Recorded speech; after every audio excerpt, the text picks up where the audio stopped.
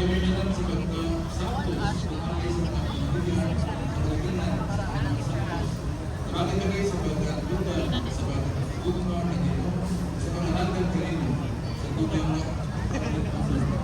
isunin ko yung mga larawan mo sa pagkakugma na Ginoo, ang hindi alam mo sa tugma, sa lusyo na Ginoo, sa santos, panimayan mo ang Kristo, ang posisyon sa kasus, San Pedro Apostol. Si San Pedro, gabay kaibigan ng Senyor, mga igsuon ni San Andres Apostol, usa sa pinag-apat na mga apostoles ni Cristo, mag-ikan sa Galileo. Sila ang pipili ni Cristo Jesus, mga malibong labing unang Santo Papa sa Kristohanong Simbahan. Ang imahe ni San Pedro, ilang nagdalawang yabe, umikat sa tinalihan sa langit, kung manok at imahan sa iyang pagsalitay pang Kristo. Ang mga imahe pinumalan sa pamilya ni Aning George Tibuan Sr. o Narciso Kapagpangan. San Pedro sila ang pagsukot hikala ni San Bartolome, ang pinalalan niya kang Jesus. Ang pagkakadunay mga panumangista ang magsimbolo ni San Felipe. Ang mga imahe pinumalan sa pamilya na siyang Sino Nash Alvar Jr. San Felipe Apostol, ilang buong. San Bartolome Apostol. Si San Bartolome Apostol, usa sa mga disipulo ni Jesus na subok na himala ni San Felipe.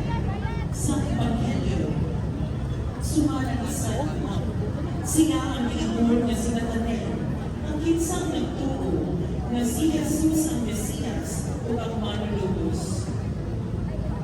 Si San Bartolome ang usa sa kapakitaan ni Lubos ng Ginoo Jesus, human na banaw o anak sa pagsilay sa pagsakar sa langit sa Ginoo. Ang maunahing inubalan sa pamilya ni Angel Alberta Castroverde o Carolina Confernes, San Bartolome Apostol, ihampo kami. San Mateo Apostol, Evangelista, ang anak ni Jesus, ang aming usapang umador o isa sila ang isa sa mga evangelista o ang nagsulat sa unang o pinakahulay o Evangelyo na matay na nagsanda sa buhay sa iyo o mahigong Evangelyo. Ilang nagkasama sa luto o nagpahinilo sa sakyan. Ang maunimali inuwalan sa pamilya ni Angel Efren Malik, San Mateo Apostol, ihampo kami. Santa Veronica. Si Santa Veronica, inihalisip ang babae na mihalad sa iyang belo at ng Jesus. Ang iyang papalinan ng iyang laon, Santang Pini nagpahingon sa bukid sa Kalbaryo. Si Santa Veronica, wala dahil sa Pilipinas. Ang panaginhan natin sa katolikong tradisyon kung sa ikaulong institusyon sa Cruz. Sa pagkahuman ng bahay ni Veronica, ihati ang ating pananaw ni Jesus. Ang mga imahe itumana sa pamilya, pinanin Aurelio Alivio, Santa Veronica, Pinaolo Manil, San Lazaro de Betania.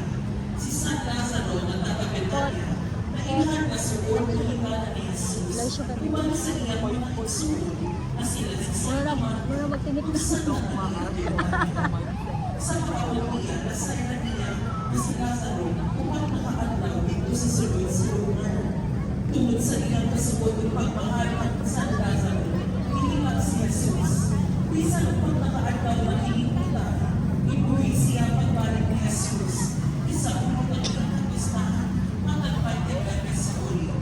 Ang maong imahe itumala sa pamilya ni Aning Pedro o Julieta Sagrado kung sa mula sa Science, Arts and Services. San Lazaro de Betania, ihapo kami. Santa Maria de Betania, igsuon ni Santa Marta o ni San Lazaro. Sumalat sa kasulatan, sa dihang bisita si Jesus sa iyong panibalay sa Betania. Ipili niya mamamati sa mga pulong pag-isaysay sa Ginoo. Inay-itaman siya igsuon sa mga pulungan. Sa mga sunod ng araw, si Jesus ni Maria sa Betania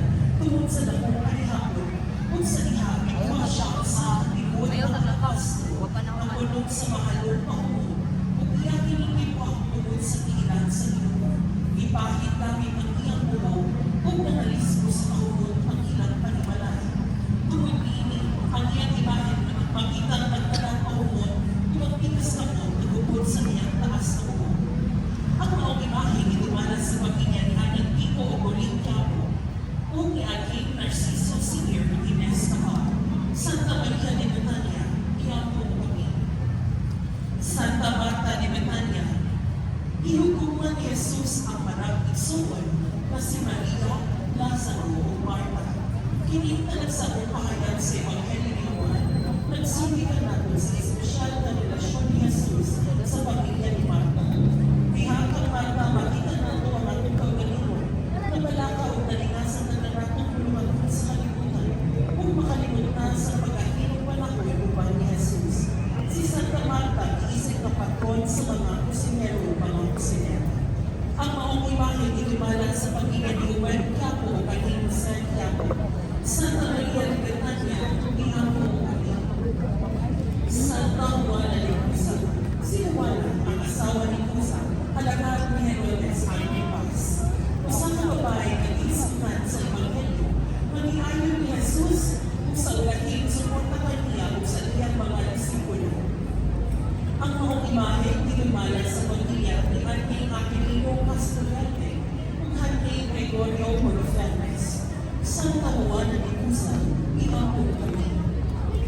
San Jose de Aragoneta, usang mamataro na sabog sa San Pedro, inong na sumusunod kang Jesus na naglabot sa inhalihan sa Ginoo. Siya uman sa pipila, ipilang na mga kamay.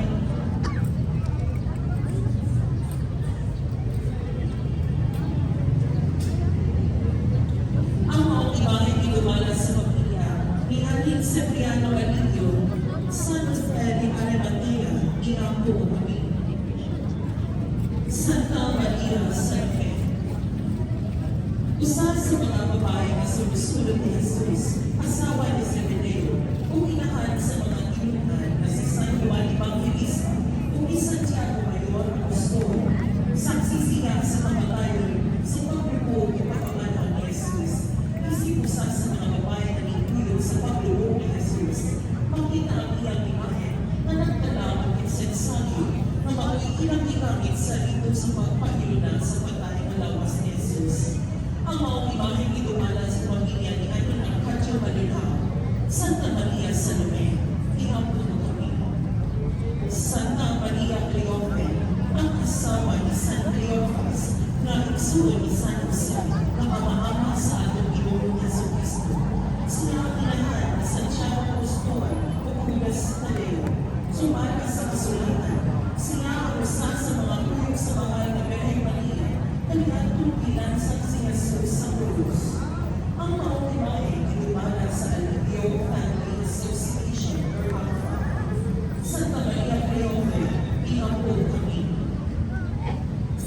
Santa Maria Magdalena, ihingat na ng apostol o apostol sa mga apostoles. Ang laging unang babae na sumusunod ni Jesucristo. Ingat siya sa lugar ni Itawagong Magdalena, kung piling isunod ang iyang anak. Imula ikan kaniya ang pitumayawan ng ipagawas ng italaya si Jesus. Ang mga imahe ginumala sa pamilya ni Ating Julita Lumapas, Santa Maria Magdalena, Ihapo kami. San Juan Apostol Evangelista. Si San Juan Apostol, ang tinulay na ikahimutan ni Jesus, anak ni Zebedeo, o Santa Salome, umigsuon sa